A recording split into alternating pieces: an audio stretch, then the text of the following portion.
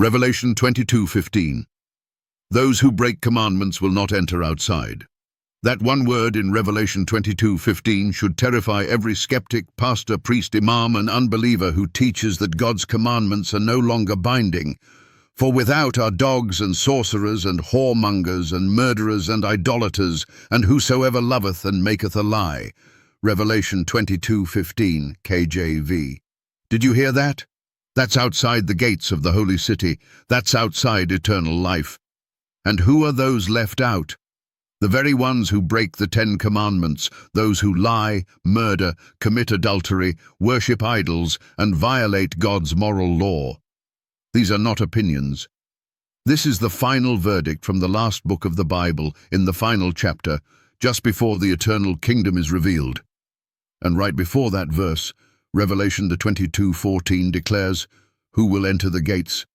Blessed are they that do his commandments, that they may have right to the tree of life and may enter in through the gates into the city."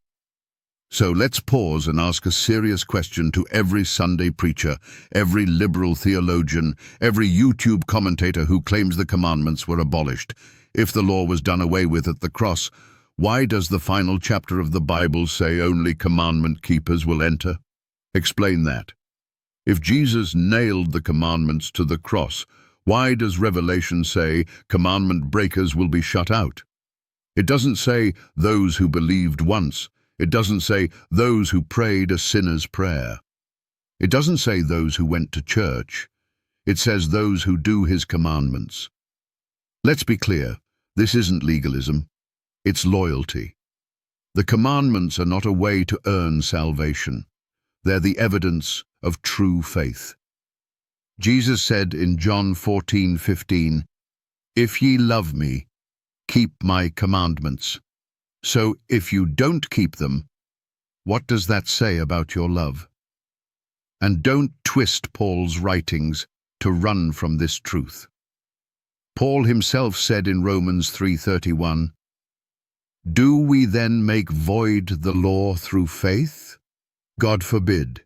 Yea, we establish the law." Yes, we are saved by grace.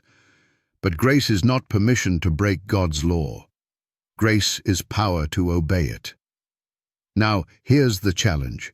Show one verse, just one, that says those who break God's commandments will enter heaven. You won't find it, but you'll find plenty of verses like 1 John 2:4. "He that saith, I know him, and keepeth not his commandments, is a liar, and the truth is not in him." Or James 2:10-12, which says, "If you break one commandment, you're guilty of all, and that God will judge every soul by that law." You cannot rip out the 10 Commandments and claim to walk with God. Revelation 22:15 makes it clear. The gate to the holy city is closed to lawbreakers, closed to liars, closed to idolaters, closed to Sabbath breakers, closed to those who justify sin in the name of grace. You say you love Jesus?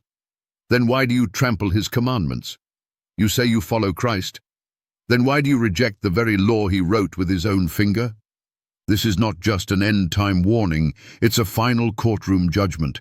Heaven is not for rebels, it's for the redeemed. And the redeemed are obedient, not perfect, but surrendered and loyal. Revelation 22:15 is not symbolic. It's not poetic. It's literal. Lawbreakers will be shut out. So to every skeptic I ask, can you disprove it? Can you explain away the words of Jesus? Can you delete Revelation 22? Because until you can, your tradition will never override God's truth.